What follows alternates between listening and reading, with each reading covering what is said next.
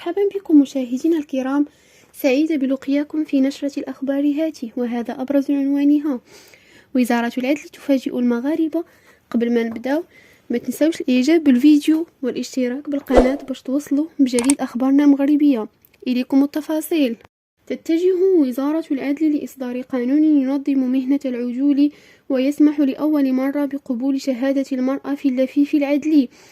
وحسب تقارير إعلامية، وافق المجلس العلمي الأعلى على قبول شهادة المرأة في اللفيف، مفيدا بأن وزارة العدل أخذت بآراء فقهية من خارج المذهب المالكي حتى يتسنى شهادة قبول المرأة في سائر العقود.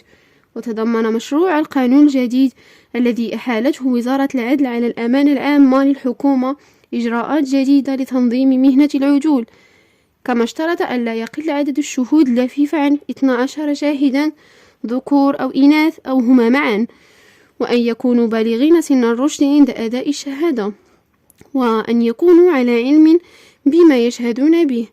وفق المصدر نفسه، يقصد بشهادة اللفيف اتفاق مجموعة من الناس للإدلاء بشهادة حول واقعة تعذر على القاضي إصدار حكم بشأنها دون إثبات، ويتم اللجوء إليها في قضايا الزواج والطلاق والنسب والإرث وغيرها من الوقائع التي يملك أصحابها وسائل إثبات خاصة.